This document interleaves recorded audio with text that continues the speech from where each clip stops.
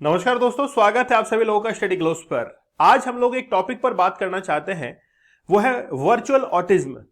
तो सबसे पहले हम लोग ऑटिज्म का मीन समझेंगे कि आखिरकार ऑटिज्म होता क्या है। कोई भी अगर छोटा बच्चा है, उसके न्यूरोलॉजिकल जो डेवलपमेंट डिसऑर्डर्स हैं, इसको हम लोग ऑटिज्म कहते हैं। न्यूरोलॉजिकल जो भी मेंटल एबिलिटीज होती है, उसके अंदर उम्र के साथ में वो बढ़ोतरी नहीं हो पाती जो कि एक्सपेक्टेड है। जैसे हम लोग ये कहते हैं कि कोई भी बच्चा अगर 1 साल की उम्र में थोड़ा थोड़ा बोलना शुरू करता है, लेकिन अगर किसी बच्चे को 2 या 3 साल तक भी बोलना नहीं आता है, तो हम लोग ये कह सकते हैं कि कहीं ना कहीं उसने देरी से बोलना शुरू किया है। लेकिन अगर इसमें लंबा समय बीत जाता है तो हम लोग उसको ऑटिज्म की कैटेगरी में रख देते हैं कि यार कहीं ना कहीं ट्रीटमेंट की जरूरत है। जैसे मान लीजिए कि एक बच्चा है, वो अगर किसी एरोप्लेन की तरफ इशारा करता है कि वो देखिए एरोप्लेन जा रहा है, तब तो हम लोग समझते हैं कि हाँ यार, वो बच्चा जो है वो इशारे करके बता रहा है कि वो एरोप्लेन को आइडेंटिफाई कर रहा है। लेकिन हर बार उसको पेरेंट जो है वो आइडेंटिफाई करके बताया कि देखो वो जा रहा है एरोप्लेन, और फिर वो उसकी तरफ देखता है, खुद से आइडेंटिफाई नहीं कर पा रहा है।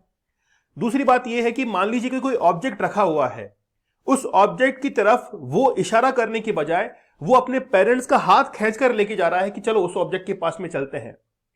लेकिन ये तो आप लोग कहेंगे कि नॉर्मल है। हाँ, बिल्कुल नॉर्मल है। लेकिन कई बार क्या होता है कि एज जैसे बढ़ती जाती है, तो एज बढ़ने के साथ उसका न्यूरोलॉजिकल जो डेवलपमेंट है वो नहीं हो पाता है, और वो हमेशा ये कोशिश करता है कि कोई भी अगर ऑब्जेक्ट उसको आइडेंटिफाई करना है तो वो हमेशा पेरेंट्स को वहां पर खींचकर लेके जाएगा और उसको आइडेंटिफाई करवाएगा। तो ऑटिज्म क्या होता है, आई थिंक आप लोग ये समझ चुके होंगे। अब हम लोग आते हैं वर्चुअल ऑटिज्म के ऊपर।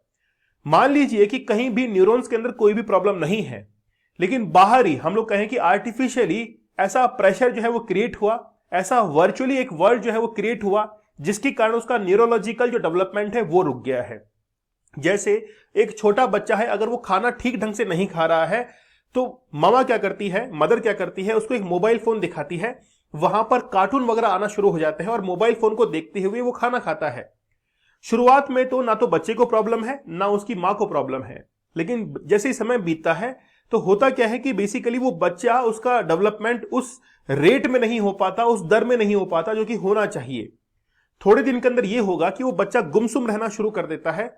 थोड़े दिन में ये होगा कि उसका जो फिजिकल स्ट्रेंथ है वो कमजोर होने लगता है, और वो कहीं ना कहीं बोलने के अंदर भी हकलाने लगता है, या फिर कुछ जो शब्दों के बीच में गैप है वो बढ़ना शुरू हो जाता है।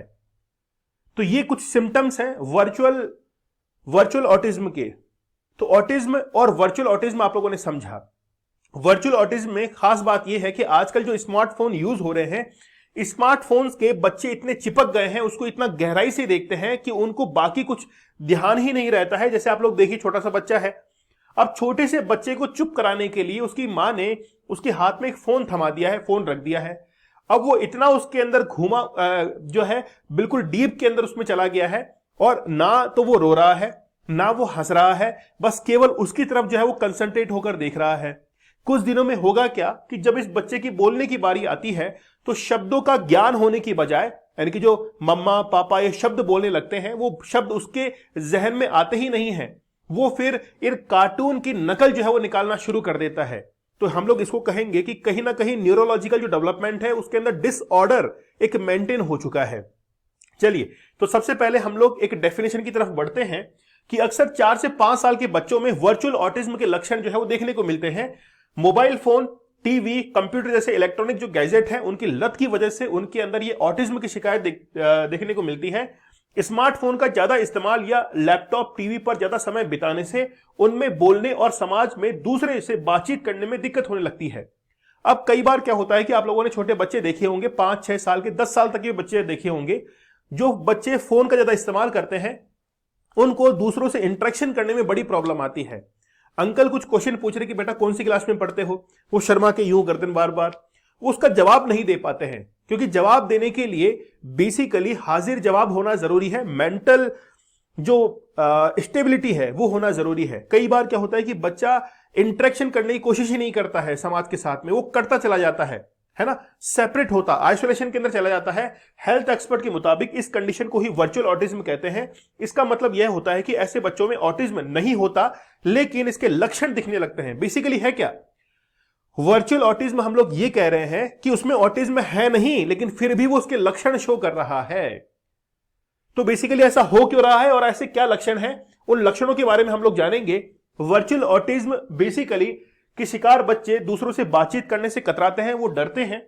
ऐसे बच्चे बातचीत के दौरान आई कांटेक्ट से बचते हैं, वो आई कांटेक्ट नहीं बना पाते और उनसे बार बार बचते रहते हैं। इन बच्चों में बोलने की क्षमता का विकास काफी देरी से होता है। इन्हें समाज में लोगों से घुलने मिलने में काफी परेशानी होती है। वर्चुअल ऑटिज्म के चपेट में आने वाले बच्चों का आईक्यू लेवल भी जो है वो धीरे धीरे कम होता चला जाता है। लेकिन आज की मम्मियों को इस बात की परवाह नहीं है, आज की मदर्स को इस बात की परवाह नहीं है कि उनका बच्चा जो है आगे जाकर उसकी ग्रोथ कम हो सकती है। बस उनको तो ये मतलब है कि उनका बच्चा बस चुप हो जाए, कहीं ना कहीं किसी भी काम में वो बिजी रहे, बस उनके काम में यानी कि जो माँ है उसके काम में कोई भी दखलंदाजी नहीं होनी चाहिए, क्योंकि उसको अपनी सहेलियों से बात करनी है, खाना बनाना है, कई सारे काम है। इसीलिए फोन जो है थमा देती है अपने बच्चों के हाथ में और वो धीरे धीरे उसके हैबिचुअल हो जाते हैं, उनको एडिक्ट हो जाते हैं फिर वो। लेकिन आखिरकार पेरेंट्स करें क्या? बेसिकली बात यह है, एक छोटी सी कहानी मैं बताता हूं। दो महिलाएं जो हैं वो एक सम्मेलन के अंदर मिलती हैं। एक महिला दूसरे से बोलती है कि मेरे बच्चे जो है वो पढ़ाई नहीं करते हैं, दिन भर जो है वो खेलते रहते हैं, इधर उधर बदमाशी करते रहते हैं, फोन देखते रहते हैं, लेकिन तुम्हारे बच्चे तो बहुत अच्छे से पढ़ते हैं, तो मुझे भी तो बताओ आखिरकार तुम्हारे बच्चे पढ़ते कैसे हैं।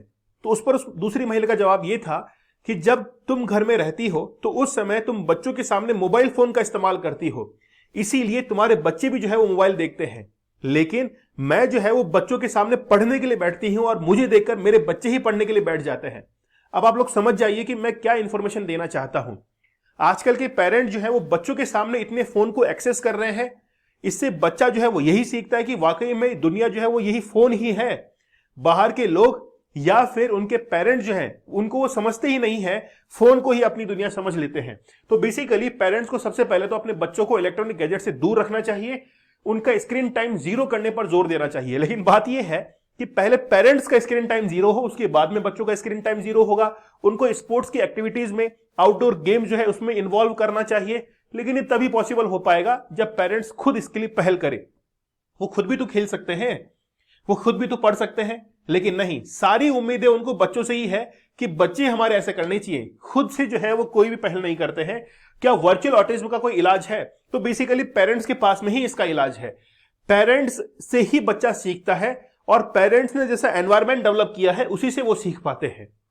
इसीलिए ऑटिज्म या वर्चुअल ऑटिज्म की आज जो है वो धारणा निकल कर आई है। पहले तो बात नहीं होती थी, आज ही बात क्यों हो रही है? वो बेसिकली आज इसलिए बात हो रही है क्योंकि आज के इस इलेक्ट्रॉनिक वर्ल्ड के अंदर आपके दिमाग में कई रैंडम थॉट जो है वो आने लग जाते हैं, और जब हम लोग इसको मैनेज नहीं कर पाते हैं तो हम लोग टेंशन में या फिर स्ट्रेस के अंदर आ जाते हैं। इससे हमको टेंशन होने लगती है, हम लोग किसी भी काम में पजल्ड होने लगते हैं, हमको परेशानियां बहुत होती है, क्लियर थिंकिंग हमारे पास में नहीं होती है।